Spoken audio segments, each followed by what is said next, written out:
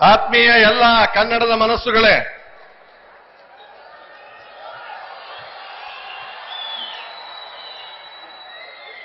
ಬೆಳಗಿನ ಹೊತ್ತು ಮಾನ್ಯ ಮುಖ್ಯಮಂತ್ರಿ ಸಿದ್ದರಾಮಯ್ಯನವರು ಬಂದು ಉದ್ಘಾಟನೆ ಮಾಡಿದ್ದಾರೆ. ರಾತ್ರಿ ನಾನು ನಿಮ್ಮ ಊಟಕ್ಕೂ ಮುಂಚೆ ಇನ್ನೊಂದು ಉದ್ಘಾಟನೆಯನ್ನು ಮಾಡ್ತಾ ಇದ್ದೀನಿ. ಆದ್ರೆ ಇಲ್ಲಿ ನಾನು ಉದ್ಘಾಟನೆ ಮಾಡುವಾಗ ಸ್ವಲ್ಪ ಸಾವಧಾನದಿಂದ 4 ಮಾತು ಕೇಳಬೇಕಾಗುತ್ತೆ ಬಂಧುಗಳೇ. ವೇದಿಕೆ ಮೇಲೆ ಇರೋರು ಈ ಕಡೆ ಬನ್ನಿ. ಚೆಲುವರಾಯಸ್ವಾಮಿ ಅವರೇ. ಸಾಂಸ್ಕೃತಿಕ ಕಾರ್ಯಕ್ರಮದ ಉದ್ಘಾಟನೆ ಎಂತ ವಿಪರ್ಯಾಸ ಅಂತಂದ್ರೆ, ನಿನ್ನೆ ಸದನದಲ್ಲಿ ಸಂಸ್ಕೃತಿಯ ಬಗ್ಗೆ ನಡೆದಂತ ಮಾತುಕತೆ ಬೇರೆ, ಈ ಸಾಹಿತ್ಯ ವೇದಿಕೆ ಮೇಲೆ ಮಾತಾಡ್ತಕ್ಕಂಥದ್ದೇ ಬೇರೆ. ಅಂತದ್ ಮಾಡಬಾಡ್ರಪ್ಪ ಅಂತ ಹೇಳ್ಬೇಕಾದ್ದು ಗೋರ್ವುಚಾರ್ ಅವರ ಅಧ್ಯಕ್ಷತೆಯಲ್ಲಿ ಆಗಬೇಕಾದ್ದು ಬಂದಿದೆ.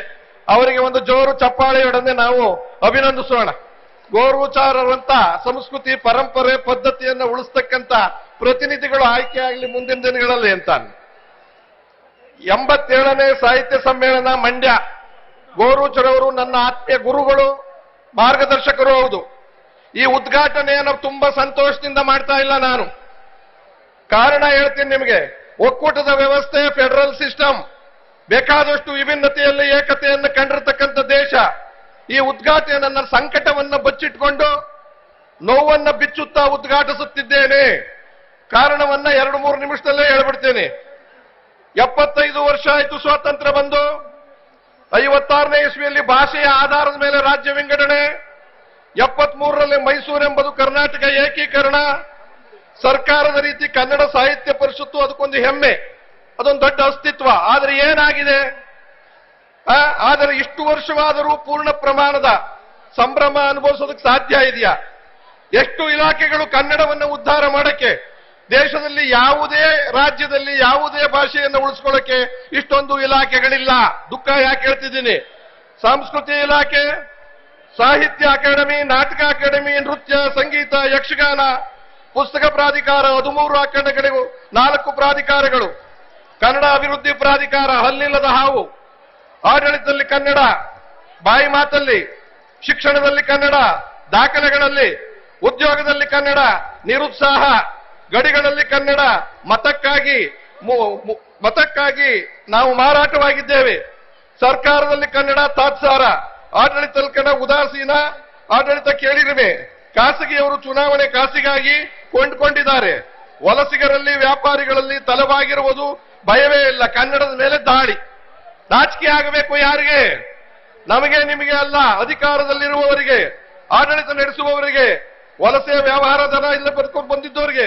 ತಪ್ಪು ಯಾರದಿಲ್ಲಿ? ನೇರವಾಗಿ ಹೇಳ್ತೀನಿ, ಸರ್ಕಾರದ್ದು ತಪ್ಪು. ಅನುಷ್ಠಾನ ಮಾಡದೆ 75 ವರ್ಷ ಕಳೆದಿದ್ದೀರಲ್ಲ, ಈಗ ಹೋರಾಟ ಮಾಡಬೇಕ ನಾವು. ಅಧಿಕಾರಿಗಳದ್ದು ತಪ್ಪು, ವಲಸಿಗರದು ತಪ್ಪು, ವ್ಯಾಪಾರಸ್ಥರದ್ದು ತಪ್ಪು. ಶಿಕ್ಷಣದ ವ್ಯಾಪಾರ ಯಾಕಾಗಿದೆ ಇವತ್ತಿನ ದಿವಸ? ಎಂಎಲ್ಎಗಳು, ಎಂಪಿಗಳು, ಎಂಎಲ್ಸಿಗಳು, ಪ್ರಾಧಿಕಾರದ ಬೇರೆ ಬೇರೆ ರೀತಿಯಲ್ಲಿ ಪ್ರತಿನಿಧಿಗಳಾಗಿರ್ತಕ್ಕಂಥವರ ಮಾಲೀಕರತ್ವದಲ್ಲಿ ಶಿಕ್ಷಣ ಇರೋದ್ರಿಂದ ಶಿಕ್ಷಣದಲ್ಲಿ ಕನ್ನಡ ಉದ್ಧಾರ ಆಗುತ್ತಾ? ಹೇಳಿ ನೀವೇ. ಈ ದಂಧೆ ಯಾರಿಂದ ಆಗ್ತಾ ಇದೆ? ನಾವು ನೀವು ಅಲ್ಲ. ಸಾಂಸ್ಕೃತಿಕ ಲೋಕ ಶಿಕ್ಷಣದಲ್ಲಿ ಒಂದು ಮಾತು ಹೇಳಿದ್ದಾರೆ ಮಾನ್ಯ ಮಂತ್ರಿಗಳು, ಬೆಳಗ್ಗೆ ಹೇಳಿದ್ದಾರೆ, ಇಲ್ಲಿ ನಾವು ಉದ್ಧಾರ ಮಾಡ್ತಾ ಇದ್ದೀವಿ ಕನ್ನಡವನ್ನ. 60,000 ಶಿಕ್ಷಕರ ನೇಮಕ ಆಗಿಲ್ಲ ಕನ್ನಡ ಪ್ರಾಥಮಿಕ ಮತ್ತು ಮಾಧ್ಯಮಿಕ ಶಾಲೆಗಳಲ್ಲಿ. ಮಾಧ್ಯಮದಲ್ಲಿ ಶಿಕ್ಷಕರೇ ಇಲ್ಲದೆ ಇದ್ದಾಗ ಶಿಕ್ಷಣದ ಉದ್ಧಾರ ಹೇಗಾಗುತ್ತೆ? 60,000. ಆಮೇಲೆ ಇನ್ನೊಂದು ಹೇಳ್ತಾರೆ, ಸದ್ಯಕ್ಕೆ ಅವರನ್ನ ಭರ್ತಿ ಮಾಡಲ್ಲ, ದುಡ್ಡಿಲ್ಲ. ಕನ್ನಡ ಉದ್ಧಾರ ಹೇಗಾಗುತ್ತೆ ಅಲ್ವಾ? ಆಂಗ್ಲ ಮಾಧ್ಯಮಗಳ ಹಾವಳಿ, ಕನ್ನಡ ಶಾಲೆಗಳ ಅವನತಿ, ಖಾಸಗಿಯವರ ದಂಧೆ. ಶಿಕ್ಷಣ ಮಂತ್ರಿ ಇದನ್ನ ನಮಗೆ ಹೇಳಿದ್ದಾರೆ. ಇದಲ್ಲದೆ ಗೋರ್ವುಚಾರ್ ಒಂದು ಮಾತು ಹೇಳಿದ್ದಾರೆ ನಿನ್ನೆ ದಿವಸ, ಜ್ಞಾಪಕ ಇರಲಿ, ನಾವು ಯೋಚನೆ ಮಾಡಬೇಕಾಗಿರೋದು.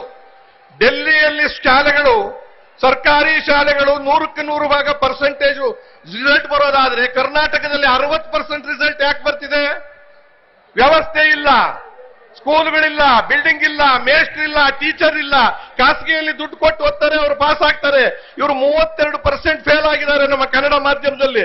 ಫೇಲ್ ಆಗೋದು ವಿದ್ಯಾರ್ಥಿಗಳಲ್ಲ, ಪೋಷಕರಲ್ಲ, ಸರ್ಕಾರ ಫೇಲ್ ಆಗಿರೋದು, ವ್ಯವಸ್ಥೆ ಫೇಲ್ ಆಗಿರೋದು, ಅನುಕೂಲ ಫೇಲ್ ಆಗಿರೋದು, ಸೌಲಭ್ಯ ಫೇಲ್ ಆಗಿರ್ತಕ್ಕಂಥದ್ದು. ಈ ವಿಚಾರವನ್ನ ಸರ್ಪ್ಲಸ್ ಬಜೆಟ್ ಕೊಟ್ಟು ಕೇಜ್ರಿವಾಲ್ ಅವರ ವಿಚಾರವನ್ನ ಪ್ರಸ್ತಾಪ ಮಾಡಿದ್ದಾರೆ. ಕೇಜ್ರಿವಾಲ್ ಮಾಡಕ್ ಸಾಧ್ಯ ಇದ್ದ ಡೆಲ್ಲಿಲಿ ಮುಖ್ಯಮಂತ್ರಿ ಸಿದ್ದರಾಮಯ್ಯನವರೇ ನಿಮಗೆ ಯಾಕೆ ಸಾಧ್ಯ ಇಲ್ಲ? ಸಿದ್ದರಾಮಯ್ಯನ ಮಂತ್ರಿಮಂಡಲದಲ್ಲಿ ನಿಮಗೆ ಯಾಕೆ ಸಾಧ್ಯ ಇಲ್ಲ ಹೇಳಿದ ಮಾತಂತ ನಡೆಯಕ್ಕೆ? ಸರ್ಕಾರದ ರಿಸಲ್ಟ್ಗಳು ನೋಡಿ, ನಾವು ಮಕ್ಕಳ ಮೇಲೆ ಹಾಕ್ತೀವಿ ಫೇಲ್ ಆದ್ರು ಅಂತ. ಸ್ಕೂಲ್ ಇಲ್ಲ, ಬಿಲ್ಡಿಂಗ್ ಇಲ್ಲ, ಕಟ್ಟಡ ಇಲ್ಲ, ಮೇಸ್ಟ್ರ್ ಇಲ್ಲ, 60,000. ಅವ್ರು ಯಾವ ರೀತಿ ಮಾರ್ಕ್ಸ್ ತೆಗಿಬೇಕು? ಸರ್ಕಾರಿ ಶಾಲೆಯಲ್ಲಿ 35% ತಗೊಂಡವನೇ 100ಕ್ಕೆ 100 ತಗೊಂಡಂಗೆ ಅನುಕೂಲ ಇಲ್ಲದೆ ತಗೊಂಡಿರ್ತಾರೆ ಅವರು. ನೀವು ಅದನ್ನು ಯೋಚನೆ ಮಾಡಬೇಕಾಗಿದೆ. ಫೇಲ್ ಆಗಿರೋ ನೀವು ಹುಡುಗರ ಕಾರಣ ಅಲ್ಲ, ಪೋಷಕರ ಕಾರಣ ಅಲ್ಲ, ಮತ್ತೆ ವ್ಯವಸ್ಥೆ ಕಾರಣ. ಅದಾದ್ಮೇಲೆ ಅವರಿಗೆ ನಮಗೆ ಒಂದು ಹೇಳ್ತೀನಿ, ಕನ್ನಡ ಅಭಿವೃದ್ಧಿ ಪ್ರಾಧಿಕಾರ ಇದೆ, ನಾನು ಇದ್ದೆ 6 ವರ್ಷ. ಏನು ಬೇಕಾದ್ರೂ ತಪ್ಪು ಹುಡುಕ್ಬೋದು, ಶಿಕ್ಷೆ ಕೊಡೋ ಅಧಿಕಾರ ಇಲ್ಲ. ಶಿಕ್ಷೆ ಕೊಡೋ ಅಧಿಕಾರ ಇಲ್ಲದೆ ಇದ್ಮೇಲೆ ಅಧಿಕಾರಿಗಳನ್ನು ಶಿಕ್ಷಿಸೋರು ಯಾರು, ದಂಡಿಸಿರೋರು? ಮುಗಿಸ್ತಾ ಇದ್ದೀನಿ, ಯೋಚನೆ ಮಾಡಬೇಡಿ. ನೋಡಿ, ಅವ್ರದ್ದು ಸ್ವಲ್ಪ ಸರ್ಕಾರಕ್ಕೇನೋ ಚಿಗುಟ್ಟಿದ್ದಿಲ್ಲ, ಬೇಡ ಬೇಡ ಅಂತ ಹೇಳಕ್ ಬಂದವ್ರಿ. ಬೇಡ ಬೇಡ ಹಂಗೆಲ್ಲ ಆಗಲ್ಲ, ಹೇಳ್ಬೇಕಾದ್ ಹೇಳಲೇಬೇಕಾಗತ್ತೆ. ಅಲ್ರಿ, ಹುಡುಗರು ಫೇಲ್ ಆಗ್ತಾರಲ್ಲ, ನೀವು ಸ್ಕೂಲ್ ಸರಿಯಾಗಿ ಇಟ್ಟಿದ್ರೆ ಹುಡುಗರು ಯಾಕೆ ಫೇಲ್ ಆಗ್ತಿದ್ರು? ಯೋಚನೆ ಮಾಡ್ಬೇಕಲ್ವಾ? ಅಪ್ಪ ಅಮ್ಮನ್ ಬೈತೀವಿ, ಆ ಮಕ್ಕಳು ಬೈತೀವಿ, ಮಕ್ಕಳೆಲ್ಲ ಓದ್ತಾರೆ, ದೊಡ್ಡ ದೊಡ್ಡ ಶಾಲೆಗಳಿಗೆ ಲಕ್ಷಾಂತರ ಕೊಟ್ಟು ಹೋಗ್ತಾರೆ. ಆಮೇಲೆ ಇವತ್ತು IAS ಆಗೋರು ಯಾರು, IPS ಆಗೋರು ಯಾರು, ಇಂಜಿನಿಯರ್ ಆಗೋರು ಯಾರು, ಡಾಕ್ಟರ್ ಆಗೋರು ಯಾರು? ನಮ್ಮನೆ ಹಣ್ಣು ಮಾರೋರ್ ಮಕ್ಕಳ, ನಮ್ಮನೆ ಗಾರೆ ಕೆಲಸದ ಮಕ್ಕಳ, ಇವ್ರ ಮಕ್ಕಳು, ನನ್ನ ಮಕ್ಕಳು, ಮುಖ್ಯಮಂತ್ರಿಗಳ ಮಕ್ಕಳು, ಆ ತರದವ್ರ ಮಕ್ಕಳು. ಇದನ್ನ ತಪ್ಪಿಸ್ಬೇಕು. ನಮ್ಮಲ್ಲಿ ಜ್ಞಾನ ಇಲ್ವಾ, ಬುದ್ಧಿ ಇಲ್ವಾ? ನಮ್ಮ ವಿದ್ಯಾರ್ಥಿಗಳಿಗೆ ಬುದ್ಧಿ ಇದೆ, ದುಡ್ಡಿಲ್ಲ. ದುಡ್ಡಿಲ್ಲ, ಅದನ್ನ ಸರಿ ಮಾಡಿದ್ರೆ ಮಾತ್ರ ಶಿಕ್ಷಣ ಶಾಖೆ ಅನುಕೂಲ ಆಗುತ್ತೆ.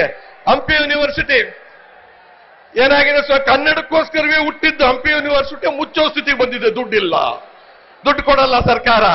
ಆ ಕಡೆ ಕನ್ನಡದ ಹಂಪಿ ಯೂನಿವರ್ಸಿಟಿ ಮುಚ್ಚಬೇಕು, ಇಲ್ಲಿ ಸಾಹಿತ್ಯ ಪರಿಷತ್ ದುಡ್ಡು ಮಾಡಿ ವಿಜೃಂಭಣೆಯಿಂದ ಓದ್ತಾ ಇದ್ದವರಿಗೆ ಏನು ಪ್ರಯೋಜನ ಆಗುತ್ತೆ?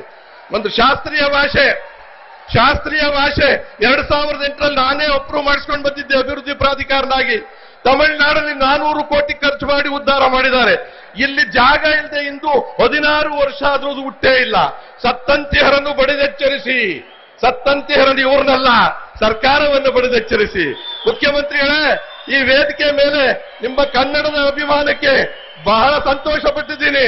ಆ ಅಭಿಮಾನಕ್ಕೋಸ್ಕರವಾಗಿ ಇವೆಲ್ಲವನ್ನು ಅನುಷ್ಠಾನ, ಇಲ್ಲಿ ಆಗುವಂತ ಅನುಷ್ಠಾನ ಇನ್ನೊಂದಾಗಿದೆ. ಮೊನ್ನೆ ಯಾವ್ದು ಗೊತ್ತಾ? ಲೆಕ್ಸೋಗ್ರಾಫಿಟಿ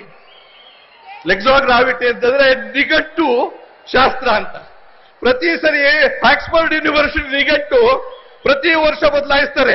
ಪರಿಷ್ಕರಣೆ, ಬದಲಾವಣೆ, ಹೊಸ ಪದಗಳು, ಹೊಸ ರೀತಿಯಲ್ಲಿ. ಕನ್ನಡದಲ್ಲಿ 2011ರಿಂದ ಪರಿಷ್ಕರಣೆ ಆಗಿಲ್ಲ. ಅದನ್ನ ಮುಚ್ಚಿದ್ದಾರೆ ಸೆಲ್ನ. ಜೋಶಿ ಅವರೇ, ಎಲ್ಲಿದ್ದೀರಾ? ನೀವೇ ಮುಚ್ಚಿದ್ದೀರಾ, ನೀವಿಲ್ಲಿ ಬಂದು ಹೇಳ್ತಾ ಇದ್ದೀರಾ. ಮುಚ್ಚಿರೋದು ತೆಗಿ, ಆ ಸೆಲ್ ತೆಗಿರಿ. ಸೆಲ್ ತೆಗೆದ್ರೆ ನಮ್ಮೂರಿನಲ್ಲಿ ಹೊಸ ಪದಗಳು, ಜಾನಪದ ಪದಗಳು, ಭಾವನಾತ್ಮಕ ಪದಗಳು ಎಲ್ಲ ಸೇರ್ಕೋತವೆ. ಇಲ್ಲಿ ಕನ್ನಡ ಉದ್ಧಾರ ಮಾಡಬೇಕು. ಆ ಕಾರಣದಿಂದ ಅವರ ಮಾತು ಕೇಳದೆ ಸ್ವಲ್ಪ ನಂಬಿಸಿ ಮಾತಾಡಿದ್ದಕ್ಕೆ ಕ್ಷಮೆ ಇರಲಿ. ಇಲ್ಲಿ ತಗೊಳ್ಳುವ ನಿರ್ಣಯ ನೆಕ್ಸ್ಟ್ ಇಯರ್ ಆಗೋದಾದ್ರೆ ನಿಮಗೆ ಮತ ಕೊಡ್ತೀವಿ ಅಂತ ಹೇಳಿ, ಇದ್ರ ಮತ ಕೊಡೋದಿಲ್ಲ ನಾವು, ಇದನ್ನ ಹೀಗೆ ಸಾಯಿಸಬೇಕಾಗುತ್ತೆ ಅನ್ನೋ ಮಾತನ್ನು ಹೇಳ್ತಾ, ಇದು ಮಾನ್ಯ ಮುಖ್ಯಮಂತ್ರಿಗಳಿಗೆ ಇವ್ರ ಮುಖೇನ ತಲುಪಲಿ. ಇವರೆಲ್ಲ ಒಳ್ಳೆಯವರು, ತುಂಬಾ ಒಳ್ಳೆಯವರು. ಅದ್ರ ಬಗ್ಗೆ ಏನು ಹೇಳ್ತೆ? ಯಾಕಂದ್ರೆ ತಾರೀಕಿಂದ ತಿರ್ಗ ನಾನು ಮನಗೋಬೇಕಲ್ಲ, ಈಗ ಊಟನೂ ಕೊಡದೆ ಕಳಿಸ್ಬಿಟ್ಟಾರ. ಇದು ವ್ಯವಸ್ಥೆ ಬಗ್ಗೆ ಮಾತಾಡದೆ, ಅನಿವಾರ್ಯವಾಗಿ ಮಾತಾಡ್ಬೇಕಾಯ್ತು. ಆಮೇಲೆ ಈ ಮಾತನ್ನ ನಾನು ಹೇಳಿದ್ರೆ ನನ್ನ ಮುಖ್ಯಮಂತ್ರಿ ಪದವಿ ಹೋಗಲ್ಲ. ಹಾಗಾಗಿ ಮುಖ್ಯಮಂತ್ರಿಗಳು ಮಾತು ಕೊಡಲ್ಲ, ನಾನು ಮಾತು ಕೊಡ್ತಾ ಇದ್ದೀನಿ. ಧನ್ಯವಾದಗಳು, ಒಳ್ಳೆಯದಾಗಲಿ ನೀವೆಲ್ರಿಗೂ. ನ್ಯೂಸ್ ಫಸ್ಟ್, ನಿರ್ಭೀತಿಯಿಂದ ನಿಮ್ಮ ಪರವಾಗಿ.